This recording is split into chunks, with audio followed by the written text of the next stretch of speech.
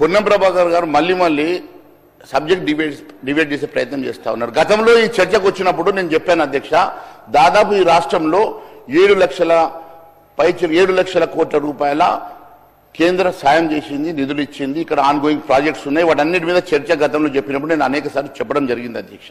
ఈ రోజు కూడా మీ FRBM లిమిట్ ప్రకారం మీరు 52,000 కోట్ల రూపాయలు మీరు పర్మిషన్ GDP 3.5% ప్రకారం మీకు ఉన్నటువంటి 52,000 కోట్ల రూపాయలకు గాను మీరు 1,42,000 కోట్లు తీసుకొచ్చినట్టు స్వయంగా డిప్యూటీ సీఎం ఫైనాన్స్ మినిస్టర్ బట్టి విక్రమార్క గారు చెప్పారంటే మీరు ఏ రకంగా డీవియేషన్ చేసి ఏ రకంగా మీరు మరి రకంగా మోసం చేసేసి మీరు లోన్ తీసుకొచ్చినారో ఇది చాలా స్పష్టమైతా ఉన్నది అధ్యక్ష. నేను ఒకటే అడుగుతా ఉన్నాను అధ్యక్ష, 1,42,000 కోట్ల రూపాయలు మీరు తీసుకొచ్చిన తర్వాత కూడా మీరు ఈ రోజు ఏ సంక్షేమ కార్యక్రమం ఇచ్చిన హామీలు నెరవేర్చకుంటే మీరు ఇచ్చిన హామీలు మీరు అధికారం రావడానికి అబద్ధాలు చెప్పి అధికారం రావడానికి ఇష్టానుసారంగా హామీలు ఇచ్చి అధికారం చేజిక్కించుకోవడానికి మీరు చేసినటువంటి తప్పిదాలన్నింటినీ కూడా ఈ రోజు మరి మా మీద కేంద్రం నుంచి నిధులు తెమ్మంటే కేంద్రం డెఫినెట్ గా అన్ని రాష్ట్రాలకు ఇచ్చినట్టు మనకు కూడా లక్షల కోట్ల రూపాయల నిధులు ఇచ్చింది.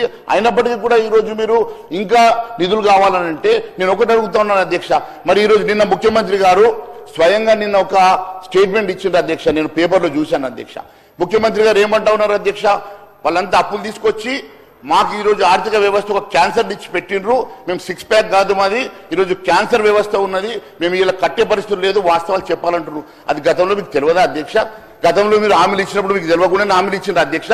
ఈ రోజు మీరు ఏదో అధికారం కోసం హామీలు ఇచ్చి ఈ రోజు మాత్రం చేత కాదంటే మీరు చేత కాకుంటే మరి మ్యాండేట్ ఈరోజు మళ్ళీ అడగండి, రాజీనామా చేస్తాం, డిజాల్వ్ చేసేస్తాం, రేపు ఎన్నికల్లో స్పష్టంగా వెళ్తాం, అందరం కలిసి వాస్తవాలన్నీ కూడా బయట పెట్టేసి ఆయన కాడికి చెప్తాం, ఏది చేయగలుగుతాం అదే చెప్తాం అని చెప్పి ఎన్నికలకు రండి, దమ్ముంటే మీరు డిజాల్వ్ చేయండి, రాజీనామా చేయండి, ఈ ప్రభుత్వం డిజాల్వ్ చేస్తారండి, ఎన్నికలకు వెళ్దాం, ఖచ్చితంగా మ్యాండేట్ అడుగుదాం, ప్రజలు ఎవరికి పట్టం కడతారో దాన్ని బట్టి